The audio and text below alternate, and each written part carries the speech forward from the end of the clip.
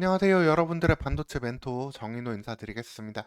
오늘 시간 가온칩스에 대해서 자세히 알아보는 시간 가져보도록 하겠습니다. 2023년 ARM이라는 기업이 미국에 상장됐죠. 그러면서 한 번 더 관심을 받은 가온칩스였는데요. 어떠한 이유 때문에 관심을 받았는지, 어떠한 역할을 수행하고 어떠한 미래가 있는지 오늘 시간 자세히 알아보도록 하겠습니다. 먼저 가온칩스가 하고 있는 일은요, 디자인 하우스입니다. 디자인? 반도체를 어떤 걸 디자인할까? 이런 궁금증을 가지실 수가 있는데요. 이제 반도체 회사는 종합회사, 삼성전자 같은 IDM이 있고요. 뭐 팹리스 회사, 반도체를 설계하고 그 다음에 파운드리, 이걸 양산하는 회사가 보통 있게 됩니다. 그리고 이 팹리스 기업이라든가 이런 데다가 그런 기술력을 제공해주는 IP 기업이 또 있고요. 그러면 이 기업이 팹리스 기업과 파운드리 기업이 만나서 할 때 양쪽만 소통하는 데는 좀 한계가 있을 수 있잖아요. 왜냐하면 파운드리 기업은 대기업인 경우가 또 많고요. 뭐 대만의 TSMC가 대표적이고 현재 우리나라는 삼성전자도 이 부분을 많이 키우려고 하고 있죠. 그러다 보니까 중간에서 이거를 솔루션해주는 기업이 필요합니다. 그중에 가온칩스는 삼성전자의 파운드리 관련해서 핵심적인 역할을 하는 디자인 솔루션 기업이라고 보시면 되고요.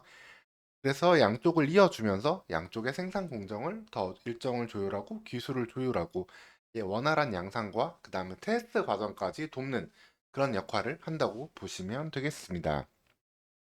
그래서 가온팁스의 매출은 이런 솔루션 제공해주고 양산과 제품 만드는 데서 매출이 대부분 발생을 하고 있고요. 기술 개발 단계에서도 초기 기술 개발 단계에서도 매출이 발생을 합니다. 현재까지는 이 부분의 매출이 제일 큰 상황이고요. NRE를 약자로 이제 기술 개발 단계 매출이라고 뜻하는 단어라고 보시면 되겠습니다. 그 부분의 매출 비중이 상당히 높고 이 부분의 의미가 있는데 이 부분의 의미에 대해서는 뒤에서도 말씀드리도록 하겠습니다. 그리고 차량용 반도체, 오토모티브 매출 비중도 계속 꾸준히 높아지고 있고요. 그다음에 인공지능 관련된 매출 비중 일정 부분 차지하고 있습니다. 특히 이 차량용 반도체 부분은 이제 가온칩스의 주요 고객사, 가온칩스의 주요 고객사는 팹리스 회사들인데요. 팹리스 기업들의 성장과도 맞물려서 그 부분에 대한 실적 증가도 추가적인 걸 기대해 볼 수 있겠습니다. 그러면 이런 가온칩스인데 왜 ARM의 관련주로도 평가가 되었느냐 말씀드리면 ARM의 파트너이기도 합니다. ARM은 대표적인 이제 IP 기업이고 영국 기업으로서 2023년에 미국에 상장이 된 기업이죠. 그리고 팹리스 기업들, 텔레칩스, 넥스트칩, LS세미콘 이런 기업들이 있고 파운드리 기업, 대표적으로는 삼성전자가 있습니다.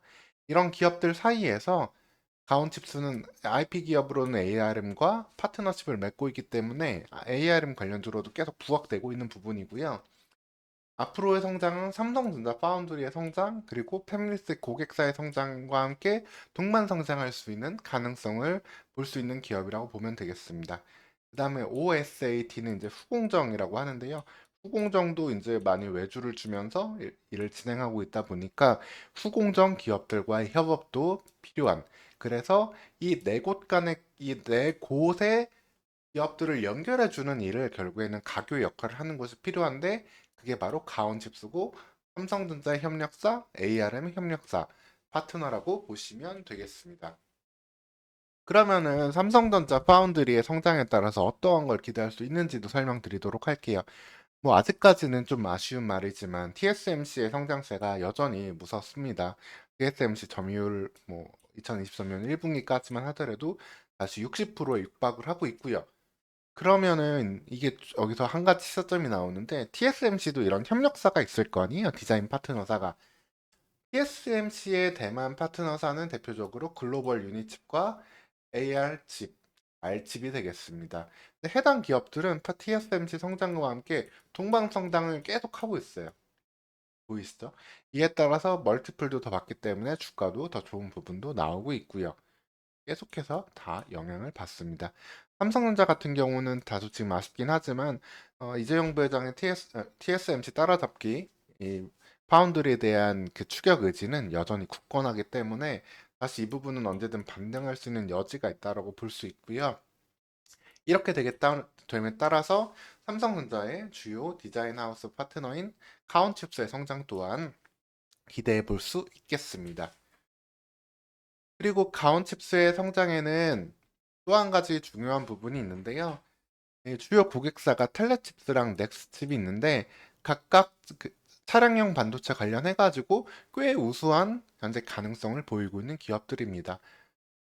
그렇게 차량용 이제 인포메이션 칩 관련해서 텔레칩스는 하고 있고 넥스칩은 자율주행 관련해서 하고 있다고 보시면 됐습니다. 이 기업들의 매출을 증가함에 따라서 가온칩스의 매출도 증가할 수 있고 그 부분은 어느 쪽에 또 기여가 되냐면은 보통 이제 가온칩스의 매출은 두 가지로 구분이 됩니다. 이런 개발 단계의 매출과 그다음에 양산 단계의 매출. 아무래도 양산화되는 게 매출의 양이라든가 그다음에 오랜 기간 더 안정적인 매출을 뽑아낼 수 있겠죠.